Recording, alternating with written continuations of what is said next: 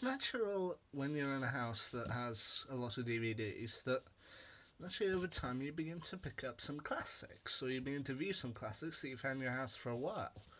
For example, I didn't buy them, but over the years, just searching through my family's kind of shelves of DVDs, I eventually managed to pick up some good ones, such as House, Buffy the Vampire Slayer, and the Back to the Future series. Last week, though, I finally managed to get around to one specific movie. People are going to be shocked at this, but here it is. For the first 2 decades of my life, I didn't watch Ghostbusters. I mean, like any of the Ghostbusters.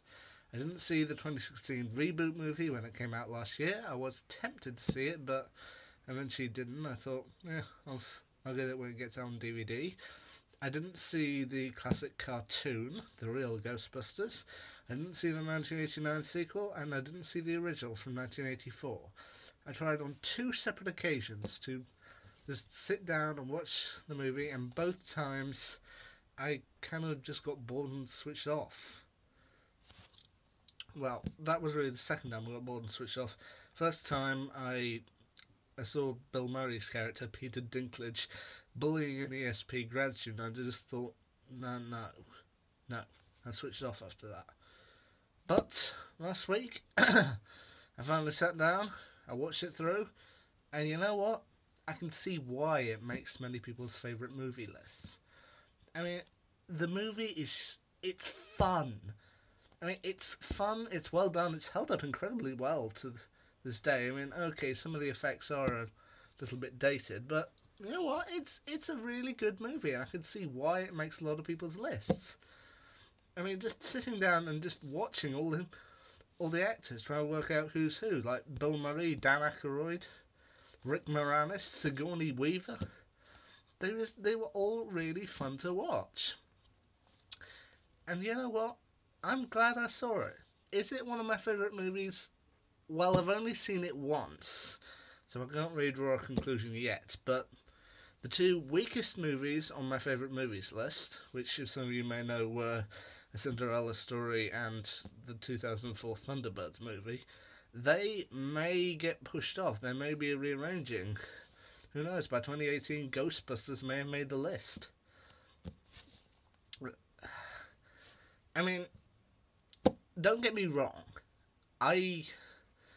just because I didn't see it until this year doesn't mean I didn't know Ghostbusters. I mean, frankly, in this day and age, it's almost impossible not to know Ghostbusters. I mean, you've got the classic quotes just flying around, whether you're telling someone about a Twinkie, describing the relationship between dogs and cats, or describing how you do things downtown.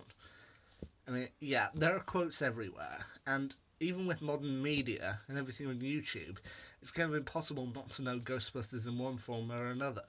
For example, before I probably saw the movie, I saw the Nostalgia Critics review of the 2016 reboot, and I also saw ERB's Epic Rap Battles of History's video of the Ghostbusters versus the Mythbusters.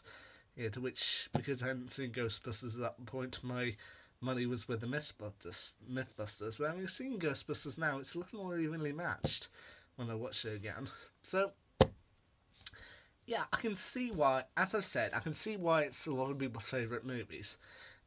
It's really fun. I still don't know if I trust enough to try number 2, because I've heard mixed reviews about number 2 that kind of started to go downhill. And to be honest, with a movie that says something like Ghostbusters, it kind of sounds a little bit like a one-trick pony. I mean, I may be wrong. Maybe one day I'll get round to watching Ghostbusters 2, and the 2016 version and all the rest of it. But you know what? I'm glad I saw it, and I'm even looking forward to seeing it again in the future. I didn't see Ghostbusters for 20 years. Now I've seen it. Now, a little bit of a heads up, I've got 2 more videos hopefully coming this week. One should be describing the CW finales, which are going on this week, and the other one is, of course, my review of this week's Doctor Who episode, The Pyramid at the End of the World. Something to look forward to. Anyway, see ya.